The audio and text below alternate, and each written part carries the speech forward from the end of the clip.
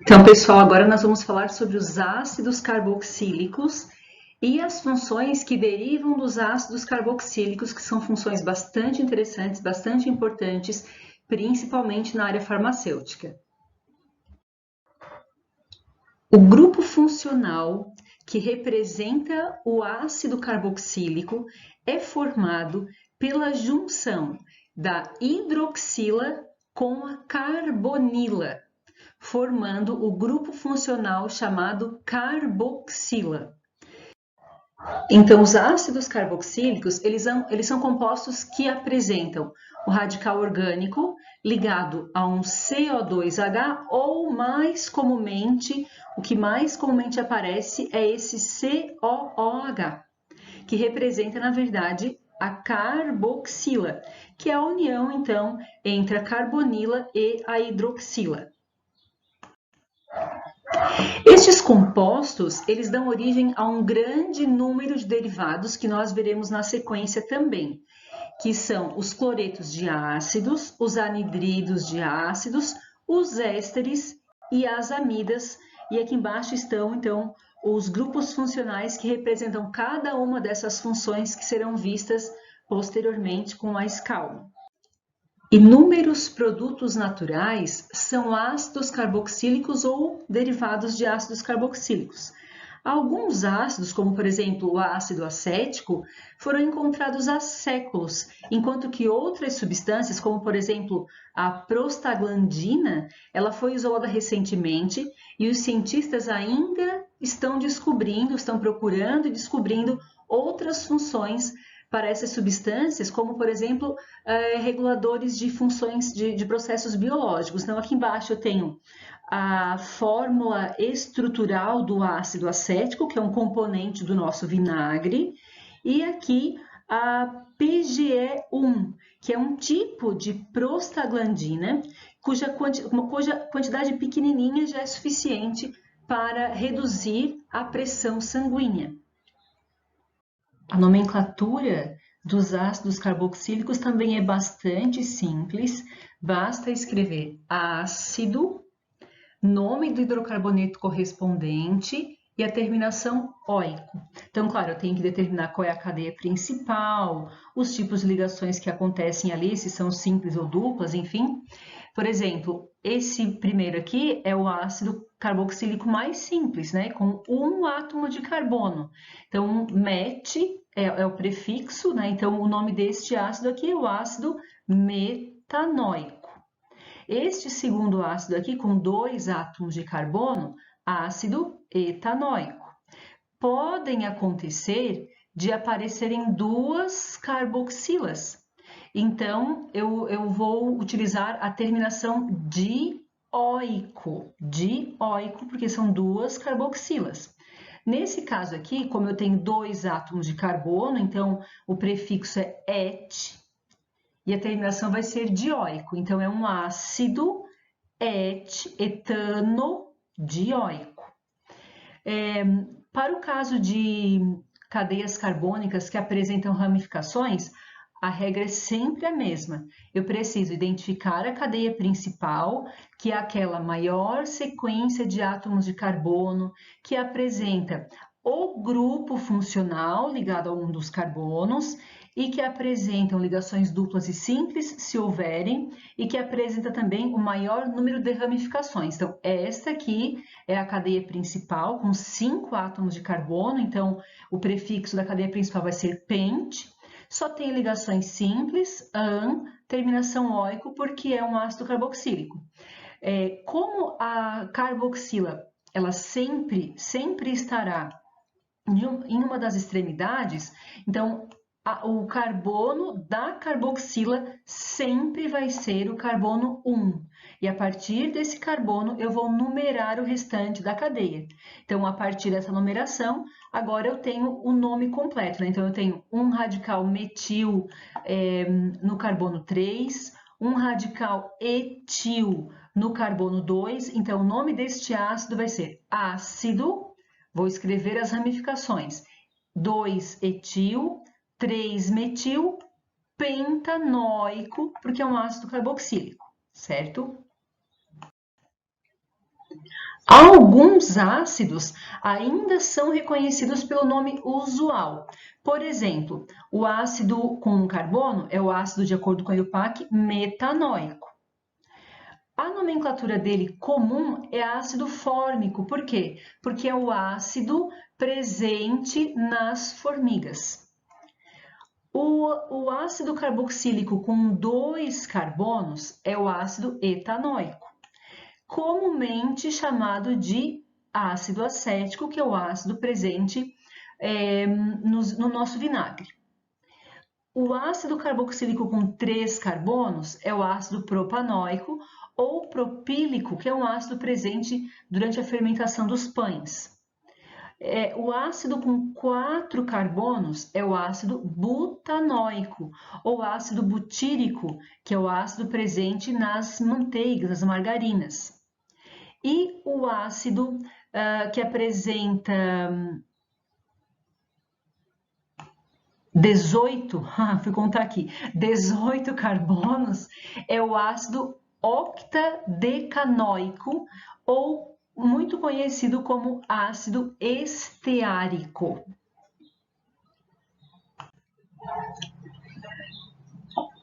Para os ácidos carboxílicos que apresentam um anel aromático, então o grupo carboxílico ligado ao anel aromático, o anel de origem é nomeado mantendo-se a terminação "o" e o sufixo carboxílico é adicionado. Então, por exemplo, aqui eu tenho a carboxila ligada ao benzeno, ao anel aromático. Então, o nome deste ácido é ácido benzeno carboxílico. Os compostos que apresentam dois grupos carboxílicos, eles apresentam então a terminação dioico ou ainda podem apresentar a terminação dicarboxílico quando estiverem ligados ao anel aromático. Então, por exemplo, esse primeiro aqui, eu tenho duas carboxilas ligadas ao anel aromático. Então, o nome deste ácido vai ser 1,2-benzeno dicarboxílico. Ou eu até poderia utilizar aqui a terminação, o prefixo de determinação orto. Orto-benzeno dicarboxílico, que indica as posições 1 e 2, né? Aqui na sequência eu tenho 3 carbonos, então é um ácido, é um propano, né? Com duas carboxilas, então é um ácido propano dioico, porque tem duas carboxilas. Com relação à estrutura e ligação dos ácidos carboxílicos, então a doação do par de elétrons livres do grupo hidroxila, OH, estabiliza o carbono do grupo carbonil e torna-o menos eletrofílico do que o carbono carbonil de uma aldeído ou de uma cetona, porque ele vai ter então um excesso de elétrons sobre ele. Então a densidade de elétrons é aumentada naquele oxigênio carbonílico e a ligação entre carbono e grupo hidroxila tem um caráter de ligação dupla, como se fosse uma ligação dupla. Dessa forma, a separação de carga envolvida na formulação da ressonância torna consideravelmente polar. O que quer dizer tudo isso? Quer dizer que forma-se aqui, então, um híbrido de ressonância, que nós já vimos, né, anteriormente quando falamos em ressonância. A gente não consegue verificar exatamente onde está essa ligação dupla. Então, é comum a representação conforme está aqui no início, desse jeito.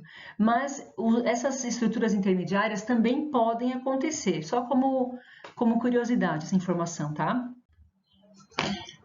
Com relação às propriedades físicas, então, os pontos de fusão e ebulição dos ácidos carboxílicos são maiores do que dos álcoois, com massas parecidas. Então, o ácido carboxílico ele vai ter pontos de fusão e pontos de ebulição maior. Por quê? Porque acontece uma dupla ligação de hidrogênios aqui.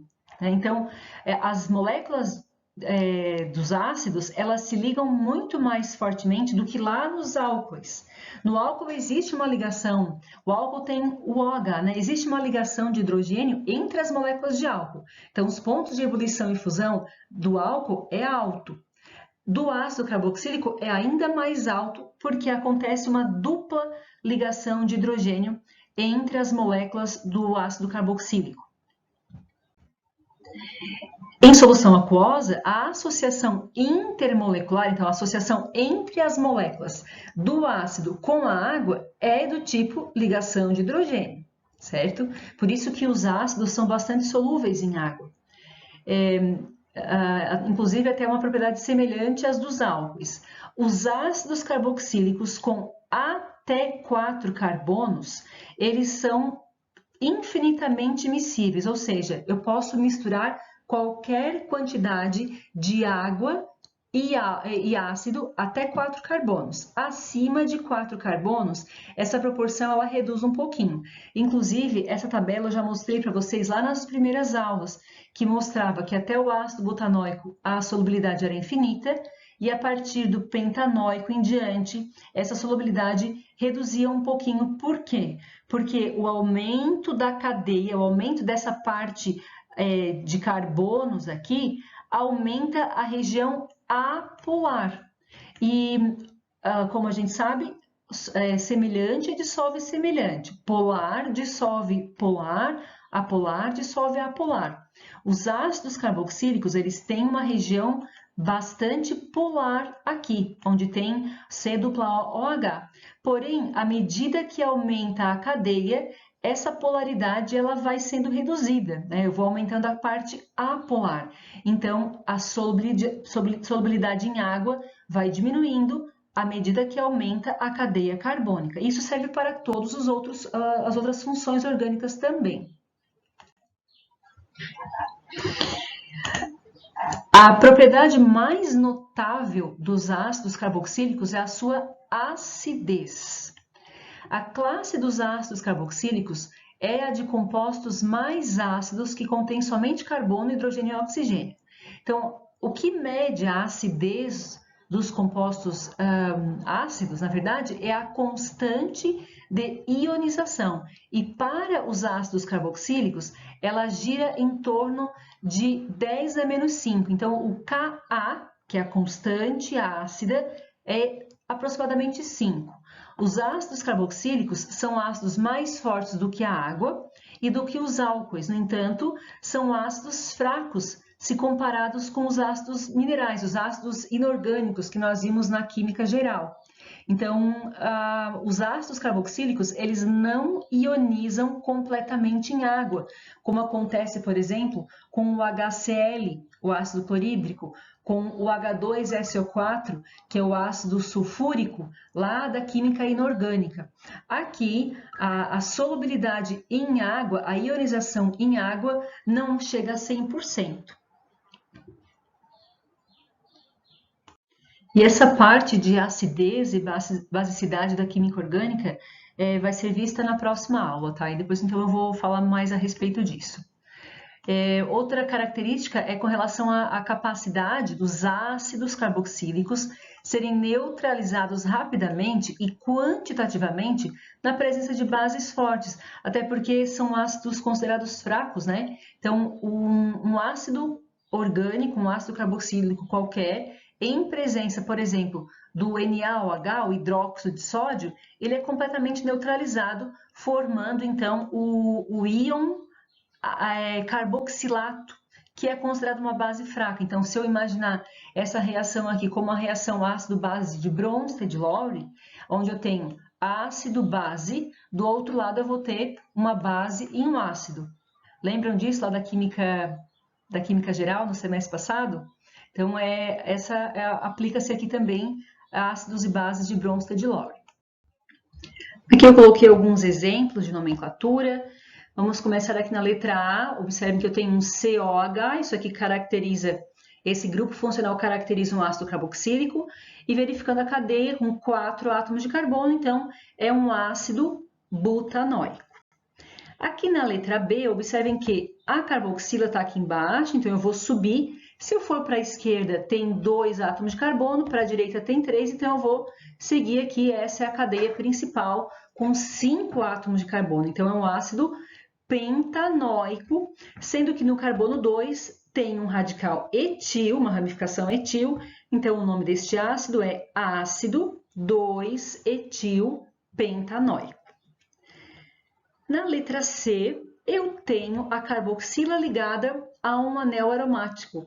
Então, eu tenho duas formas de nomear esse ácido. Eu posso dizer que é um ácido ortometilbenzeno carboxílico, ou mais comumente o ácido ortometilbenzoico. Ou ainda eu poderia usar os números 1 e 2, certo? Então, ortometilbenzeno carboxílico ou ortometilbenzoico. Na letra D, é um ácido simples com 5 átomos de carbono, então a letra D é o ácido pentanóico. Na letra E, com 7, é um ácido heptanóico. Na letra F, observem que aqui no meio eu tenho um CH2 8. Então, 8 CH2 aqui no meio, com mais os 2 carbonos, são 10 carbonos, é um ácido decanoico. Na letra G tem 2 carboxilas, então, e 4 carbonos no total, então é um ácido butanodioico. Na letra F, preciso identificar a cadeia principal, essa cadeia aqui, com 4 carbonos, 2 radicais metil no carbono 3, porque eu sempre começo a contar, a numerar o carbono a partir do carbono da carboxila. Então, a letra H é um ácido 3,3-dimetilbutanóico. E, por último, vou verificar qual é a cadeia principal, vou seguir aqui em linha reta, porque eu tenho 5 aqui no total, as ramificações etil e metil, então é o ácido 2-etil-3-metilpentanóico. Lembrem-se que na nomenclatura deve constar o nome ácido no início. Se não tiver o nome ácido, a nomenclatura está errada. Tem que ter ácido, as ramificações com a numeração adequada de cada carbono, o prefixo e o infixo que determinam a cadeia principal e a terminação oico no final do ácido. Agora nós vamos falar sobre os sais de ácidos carboxílicos. Assim como lá na química inorgânica, o sal era obtido a partir de uma reação química entre um ácido e uma base. Aqui também, os sais de ácido carboxílicos são resultados a partir de uma reação química entre um ácido carboxílico com uma base inorgânica. Então, eu tenho lá um metal ligado com H, por exemplo, NaOH, FeOH2, MgOH2 e assim por diante. Então, aqui eu tenho o meu ácido carboxílico, né, aqui a cadeia, e aqui a base inorgânica, NaOH, MgOH2 e assim por diante. O que acontece aqui? Qual é a reação química que acontece aqui? Acontece que este hidrogênio do ácido, ele vai formar uma ligação com o OH da base, formando uma molécula de água. E este metal aqui, ele vai se ligar com o oxigênio, formando o sal de ácido carboxílico. A nomenclatura destes sais é bastante simples. Então, eu vou retirar o ácido do nome do ácido, né? Então, a partir do nome do ácido, eu tenho o prefixo e o infixo. Então, a quantidade de carbonos, o tipo de ligação, aqui se é an, in ou em, né? E eu vou adicionar o ato ao nome do ácido. E depois eu vou colocar de nome do metal. Por exemplo, aqui eu tinha o ácido propanóico. Ele perdeu o hidrogênio e ganhou uma ligação com o Na, com o sódio. Então, era ácido propanóico, ele vai se transformar em propanoato de sódio. Sódio foi o metal que entrou aqui. Então, propanoato de sódio. Mais alguns exemplos aqui de nomenclatura, então, dos sais. No primeiro caso, nós tínhamos inicialmente o ácido but2-enoico. Então, ele vai perder o ácido do início e vai trocar o oico por ato, né? Então, vai ser but2-enoato de potássio. O potássio é esse metal que está aqui ligado, né? Neutralizando, né? Formando o sal butenoato de potássio. Observem que agora eu coloquei dois exemplos cujo formato é um pouquinho diferente, porque aparece essas chaves aqui, né? Essas chaves, elas sempre serão utilizadas quando o metal que estiver aqui formando o sal, ele tiver uma carga diferente de 1. Então, o alumínio tem carga 3, o magnésio é da família 2, ele tem carga 2, né? Então, é necessário para o alumínio 3 deste radical aqui e para o magnésio 2 desse radical aqui, né, do etanoato. Então, por isso que eles estão entre chaves. A nomenclatura, então, para esse segundo sal aqui, eu tenho 5 átomos de carbono, era o ácido pentanóico, então ele vai ser pentanoato de alumínio. Esse último aqui, o terceiro, era o ácido etanóico, então vai ser o etanoato de magnésio.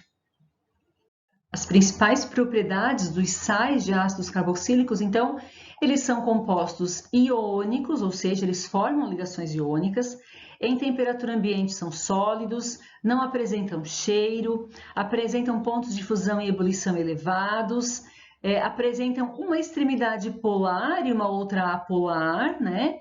Por isso que quanto à polaridade eles são ditos compostos mistos.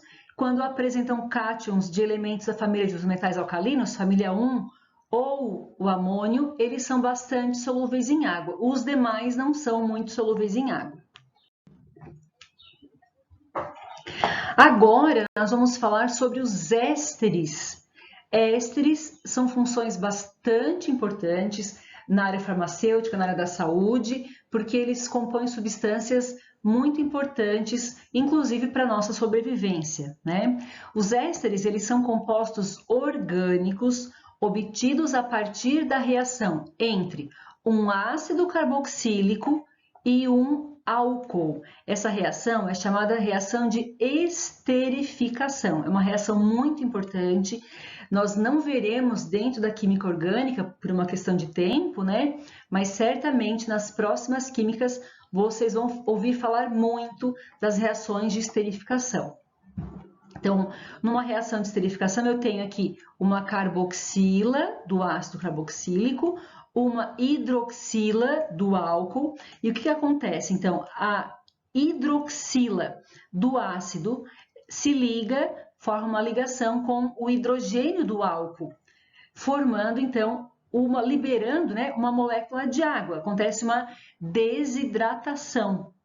E esse oxigênio aqui, ele vai se ligar lá, então, com o grupo carbonila que sobrou, né, formando o nosso éster. Então, aqui vai ter um radical orgânico, aqui outro radical orgânico, e aqui no meio, então, C-O, ligando esses dois radicais orgânicos.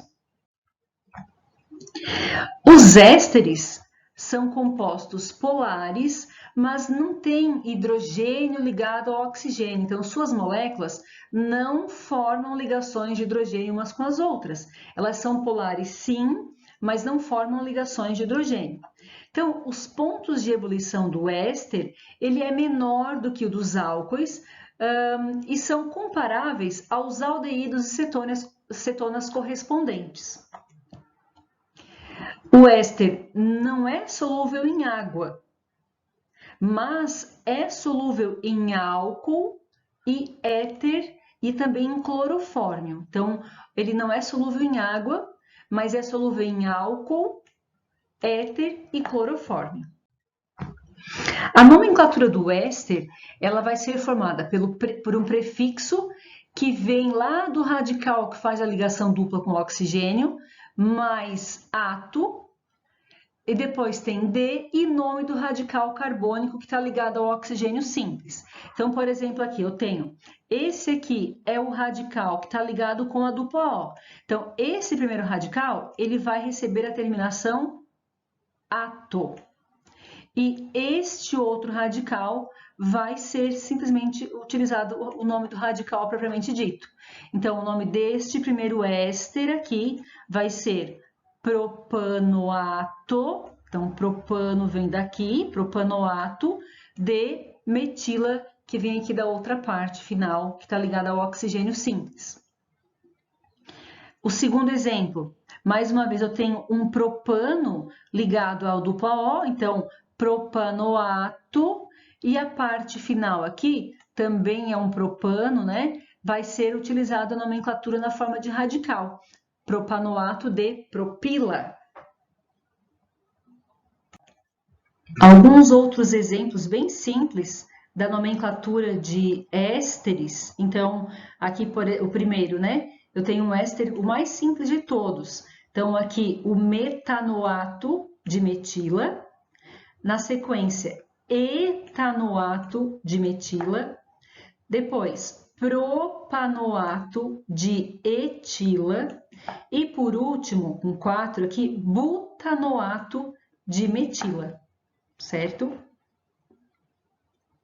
Eu trouxe agora para vocês alguns exemplos de ésteres que são importantes e são utilizados no nosso dia a dia. Por exemplo, os poliésteres. Então, os poliésteres são polímeros formados da reação do ácido tereftálico com o etileno glicol.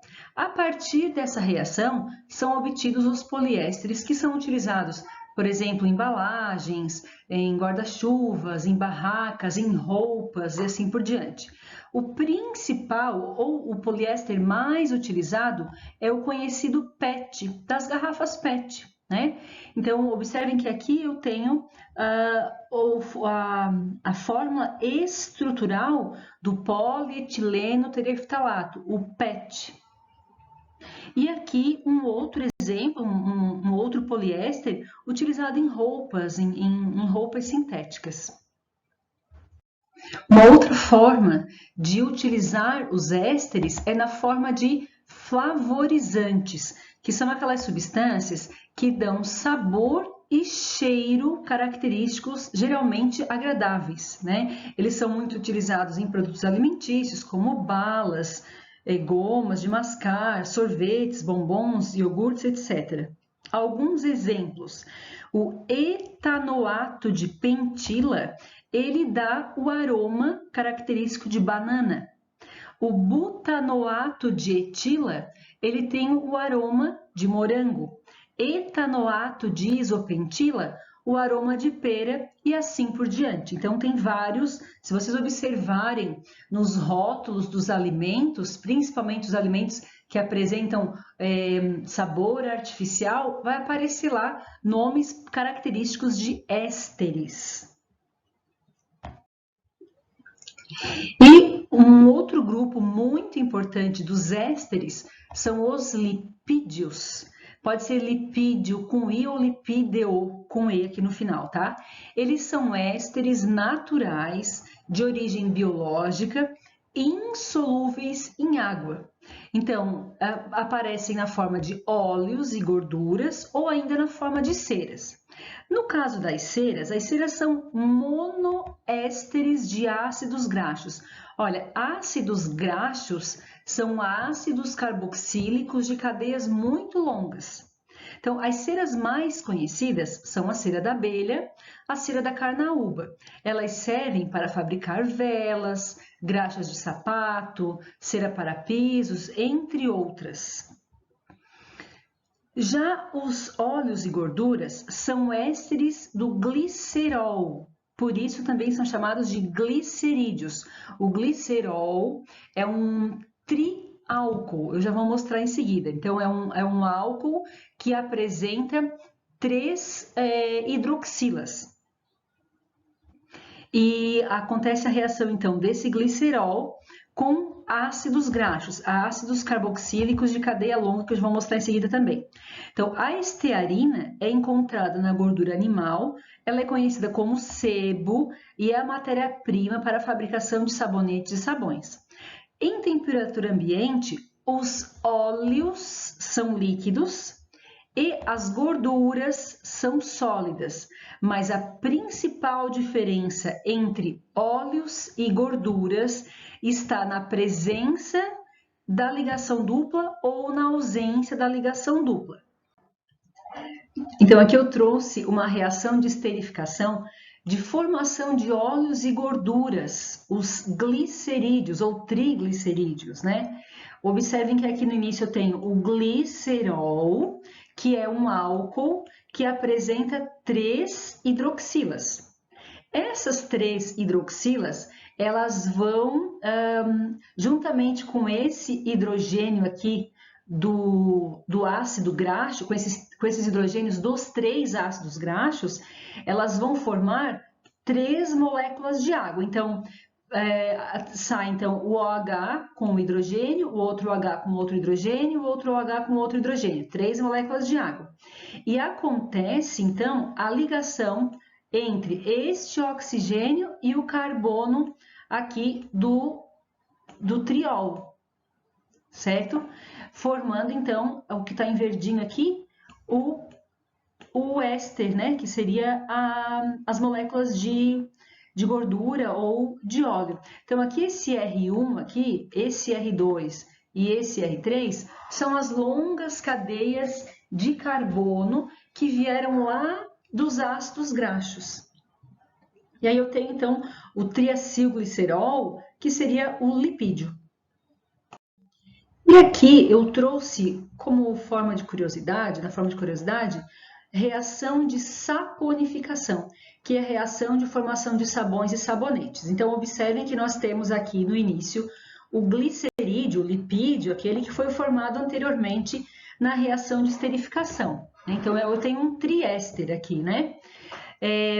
Essa gordura, ela vai reagir com a soda cáustica, o NaOH.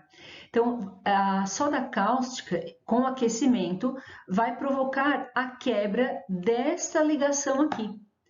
Então, o Na, ele vai se ligar com o oxigênio e o OH vai se ligar com esses carbonos aqui. Então, observem, estes carbonos vão formar, juntamente com o OH, vão voltar a formar o glicerol, que é o triálcool, e a ligação do Na, do sódio, o Na vai se ligar aqui, então, né, 3 NAs com cada um desses oxigênios, essa ligação vai formar o nosso sabão ou os sabonetes.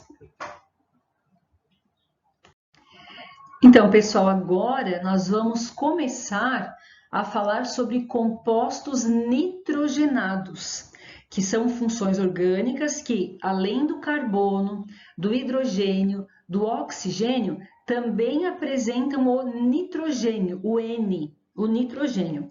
Então, vamos começar pela amida, que é um composto orgânico derivado do ácido carboxílico, que perde, então, o OH, e no lugar desse OH entra um grupo amino, que é o NH2. Então, a amida ela é formada a partir de uma reação química entre ácido carboxílico e amônia, ou entre ácido carboxílico e amina, que nós não vimos ainda. De qualquer forma, independente de quem está reagindo, o grupo amida, ele é caracterizado por um carbono formando uma dupla ligação com o oxigênio e uma ligação simples aqui com o NH2 ou NH ou simplesmente o N aí com outros radicais orgânicos aqui na lateral. Então as amidas, elas são substâncias nitrogenadas que apresentam a carbonila, C dupla O, ligado a um nitrogênio. Conforme o número de radicais orgânicos ligados a este nitrogênio, estas amidas, elas se classificam em amidas simples. Amida simples é aquela onde nenhum dos dois nitrogênios foi substituídos. Então, eu tenho a carbonila ligada ao NH2. A amida monossubstituída vai apresentar um dos hidrogênios substituídos por um radical orgânico. Então, observem que tem a carbonila, o NH, só sobrou um hidrogênio, e o outro hidrogênio foi substituído por um radical orgânico, por átomos de carbono. E a amida dissubstituída, eu tenho a carbonila ligada ao nitrogênio, e os dois hidrogênios foram substituídos por radicais orgânicos, por cadeias carbônicas. E a nomenclatura das amidas, ela é bastante simples também. Eu vou identificar o nome do hidrocarboneto, com as devidas ramificações e quantidade de ligações duplas, enfim, e acrescentar ao final a palavra amida. Então, por exemplo, este primeiro aqui tem 5 átomos de carbono na cadeia principal, não tem nenhuma ramificação nem nada. Então, o nome desta amida é pentanamida. Pentanamida. Ou eu até poderia, é muito comum aparecer também pentanoamida. Os dois estão corretos, tá? Aqui na sequência, na lateral, eu tenho uma cadeia principal com 6 átomos de carbono, então o prefixo é ex, só ligações simples, então hexano, seria o hexano, né? No carbono 3, eu tenho o radical isopropil, então o nome desta amida vai ser 3-isopropil hexanamida, ou hexanoamida também pode ser. Percebam que aqui a terminação é ida.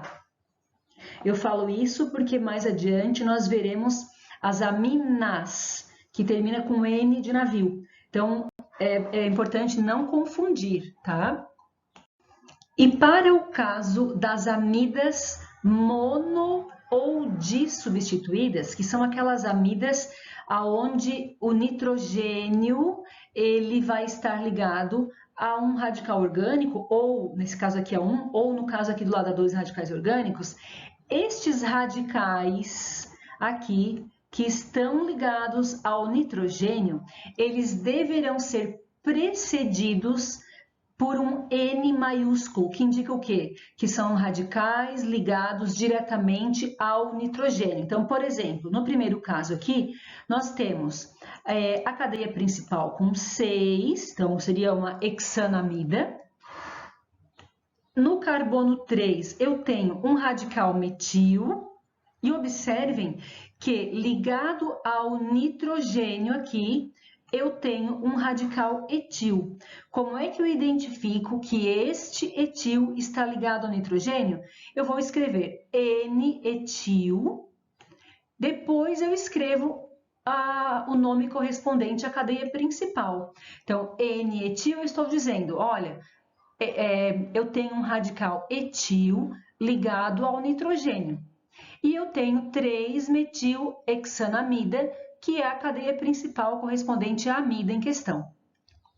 Neste segundo exemplo, a minha cadeia principal é uma etanamida, certo?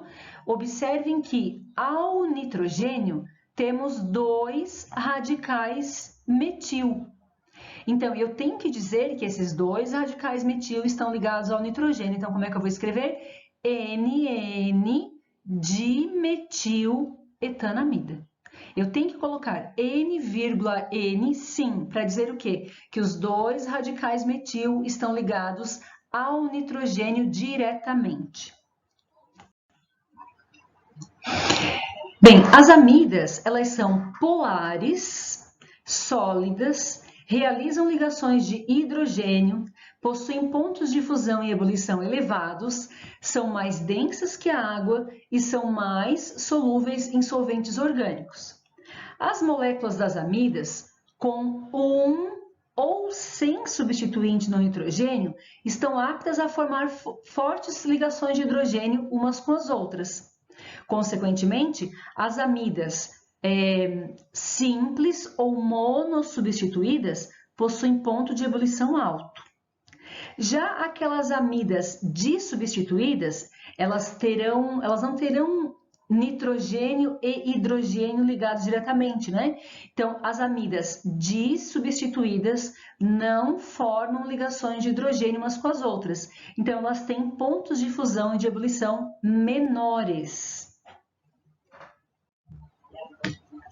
Coloquei alguns exemplos de nomenclatura aqui, então, vou começar pela primeira, é uma amida monossubstituída. Observem que eu tenho um radical metil ligado diretamente ao nitrogênio, então vai aparecer lá na nomenclatura N-metil, e a minha amida, a cadeia principal é essa aqui, é uma butanoamida, né? Então, o nome completo desta amida é N-metilbutanoamida. Aqui embaixo eu tenho mais uma vez uma butanoamida, mas ela é dissubstituída. Por quê? Porque eu tenho duas ramificações, dois radicais orgânicos ligados ao nitrogênio. Eu tenho um etil e um metil. Então, como é que eu vou escrever o nome dessa amida? Eu vou escrever N-etil, N-metilbutanoamida.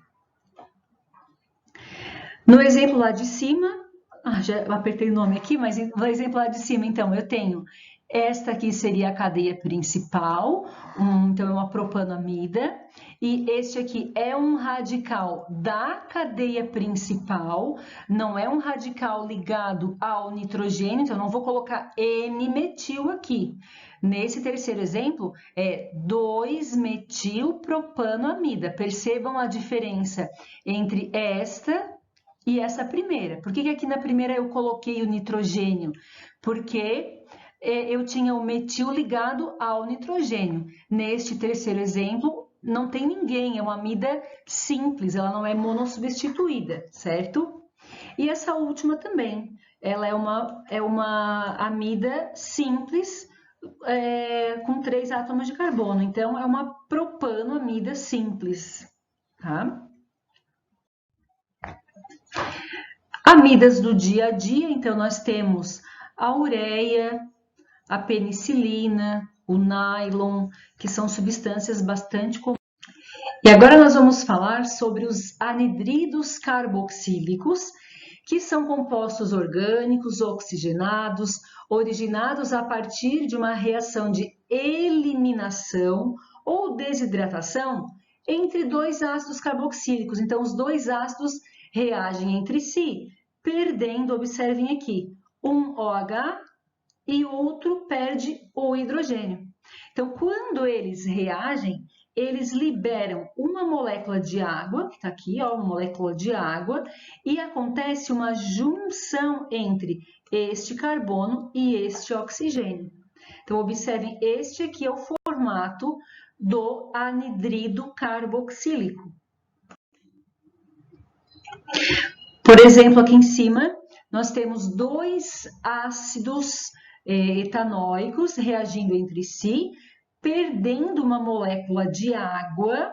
Ao perder a molécula de água e efetuar a ligação, então formaram este anidrido, que é o anidrido etanóico.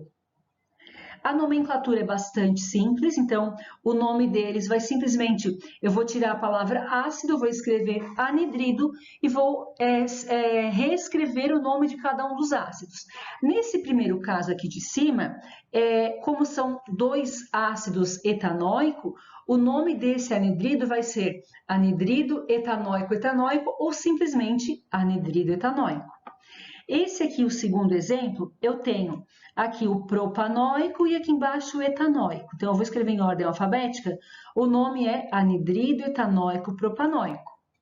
E aqui o último são dois propanóicos.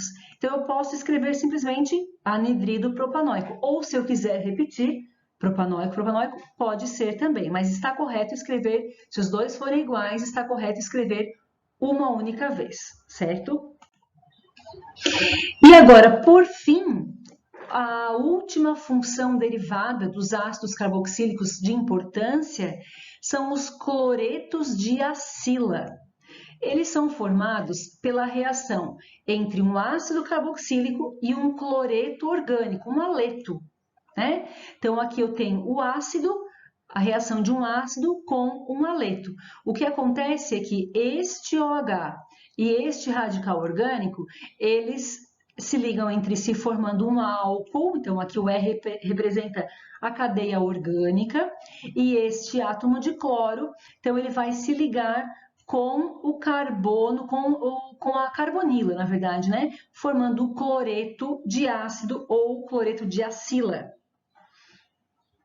A nomenclatura deles é bastante simples, são nomes, são formados pela substituição da palavra ácido pela palavra cloreto, e ao invés de usar ico no final, a gente vai usar ila. Então, por exemplo, aqui, cloreto de etanoíla, aqui cloreto de propanoíla, e assim por diante.